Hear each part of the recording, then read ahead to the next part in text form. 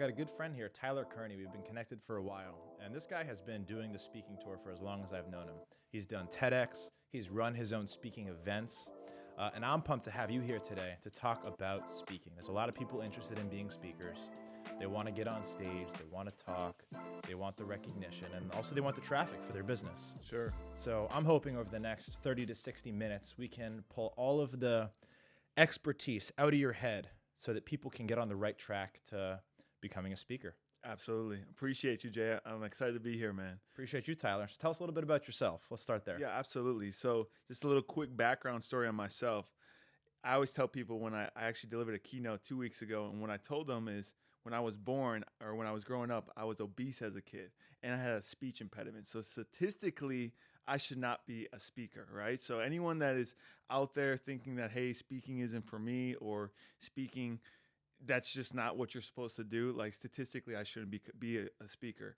And so one of the things that I joined, or actually bought an event, I saw Jack Canfield, the guy from Chicken Soup for the Soul. I'm not sure if you're familiar with him. And when he delivered his keynote, people were crying. They were excited. They wanted to go up to him, to give him a hug, shoot a photo with him. And I was one of those people. When I just saw him move the audience and the crowd, and I was like, wow, I want to do that. So that's kind of what spurred my interest. And then another statistic that I saw was people's number one fear is speaking on stage. Number two is death. So I realized that people would rather be in the casket than give the eulogy at the funeral. So then I'm like, wow, this is something that I've always been intrigued by. And if I can overcome this, I can overcome anything. So that kind of fueled this passion in me. And then I joined Toastmasters. I'm not sure if you're familiar with Toastmasters. Free organization. I think you can sign up and pay like $60 for the annual. So anyone that wants to get started in speaking, join Toastmasters. Absolutely amazing organization. They have people from beginners to like experienced speakers, and they all critique you. They count how many ums you say. They just give you all this feedback, and the whole classroom or the whole group is there to teach you and make you better. And Tony Robbins, he went through that course as well.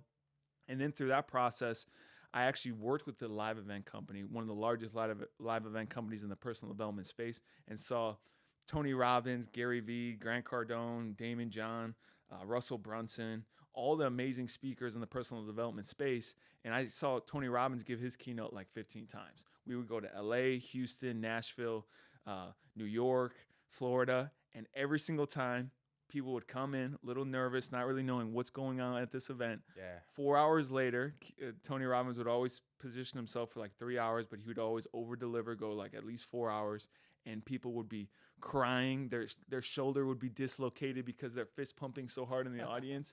And it was like clockwork. He had it down to a science. And then I realized like there's actually a mastery with this. And then, I went on to study like comedians where they will build up each joke, hit the punchline, and then they take you on this journey. It's like this ever-flowing journey. So really great speakers will take you up, hit the punchline, take you on another journey, hit the punchline. It's like a roller coaster, just like a comedian.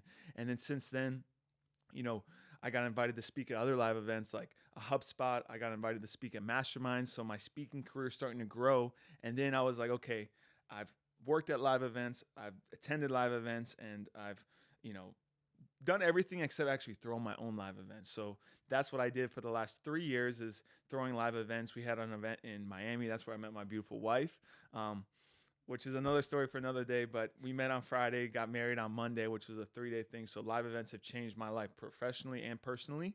And then I had another event in Vegas. I had a 40-year-old man say like, hey, I've never shot a machine gun or ridden in a helicopter. I get to do both today because of your event. So we had some really cool experiences. And then we crushed a car with a tank. We had a private jet mastermind to the Bahamas. And finally, I then delivered my TEDx talk. And so this whole experience and this whole journey was just starting with a kid that was overweight with a speech impediment who just had a desire and interest and curiosity to learn more.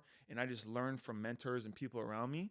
And I just did it. I got out there, got my hands dirty, and started throwing my own live events. And then the TEDx talk was one of the most transformative experiences that I've had up to date. And now I help people do the same right now. So Beautiful, brother. Hopefully we can get it all out of you in this episode. Sure. And it's really interesting that you started your bio you started off overweight, you started off with a speech impediment. And I've noticed going to live events over the course of years, being part of masterminds, that a lot of the best speakers will do that. They'll open up their talk and frame themselves as an underdog. They'll be relatable. And I think it connects you to that speaker before they deliver their talk. Sure. It's also interesting because my other good friend, Jesse Henry, who was one of my business mentors, also had a speech impediment. So I'm wondering if there's something to that. I can't talk as a kid. I'd love to talk like that guy. I'm going to go figure out how to get on stage and talk like that person that I admire. Do you think that had anything to do with your desire to be a speaker? Yeah, absolutely. And these moments, I call them why me moments. They're moments where you ask, your creator, where like, why is this happening to me? But these quote unquote bad things in your life are actually guiding lights in your life. Where it's like, if you're really good at something or something traumatic happens to you that maybe not everyone can relate to, there's a reason where you can actually take that moment to leverage it. So for me, I had a speech impediment. I actually had a weekly speaking coach or a woman come and help me with my pronunciations every single week. So even at a young age, I was practicing how to communicate and practicing how to speak, and starting in like the 3rd grade, right? So 100%.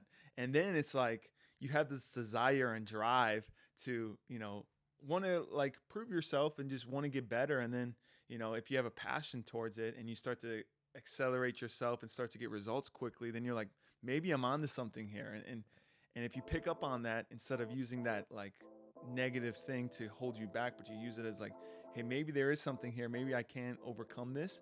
Then it just fuels the fire. And then you can usually, go further than other people who maybe aren't that interested, right? Right. And you've got kind of an introduction to what training your voice, training your speaking skills looks like. Whereas a lot of people don't know, they don't even think right. to train and develop that skill.